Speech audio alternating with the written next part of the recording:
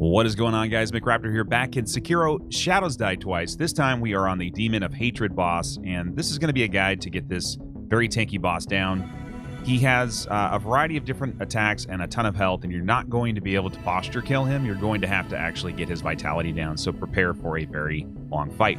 When he does a step back like this, you're going to need to close the gap, but before you can, wait for a safe opening. You can outrange the slash attack very easily. Alternatively, he'll do a fire spread attack, which if you bait 2 fire spreads in a row, you'll be able to get in safely. He also frequently uses a charge attack, so when you get that red kanji warning, make sure you jump up into the air and you will not get hit by it. Your main strategy to do damage to this guy is to stay in close, lock on, and strafe to the right. If you strafe to the right throughout most of this fight, including when he does those stomp attacks there, you'll be able to get around him fairly easily and not take much damage.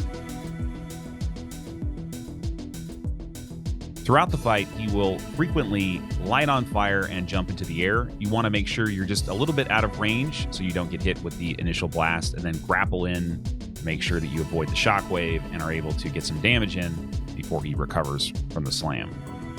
You can see here he also does a head slam. Sometimes he'll do a few in a row. Same thing with most of his frontal attacks. When you're in close, you basically just need to strafe around to the right and you'll almost never get hit by them.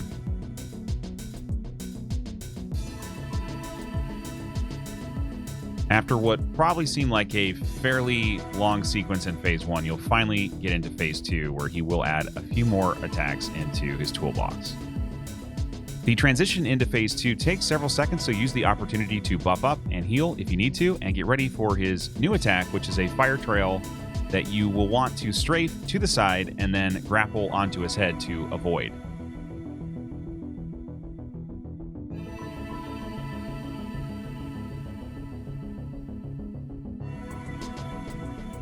His other new attack in Phase 2 is a fireball conjuring sequence, which you can see here. Sort of, we were up really close, and he's apparently able to cast the fireballs even if you're point blank with him, which is super annoying. If you happen to get that, it's just really bad RNG, so hopefully that doesn't happen. Usually the fireballs happen at range instead, and as you can see here, it's quite a bit easier to just strafe to the side and circle around him when you can actually see them. So the camera control can sometimes be a challenge on this fight, especially when you're up against the wall.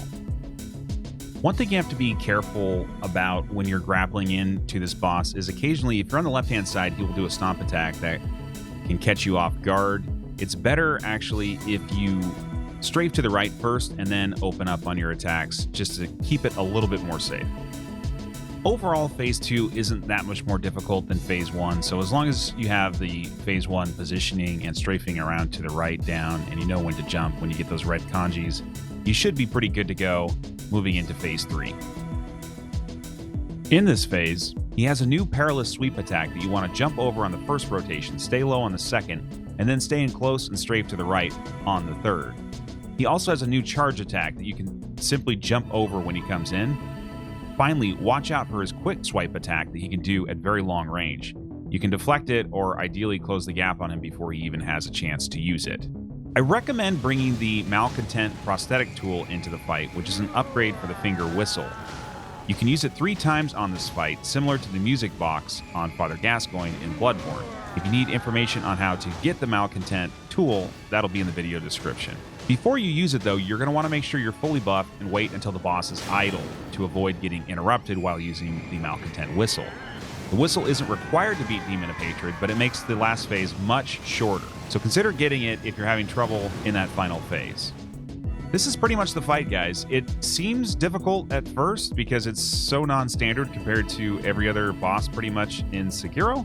It fights very similar to a traditional Bloodborne or Dark Souls boss, except you don't have very good dodging like you have in those games. So if you try to play like you would in those games, it doesn't work very well in Sekiro.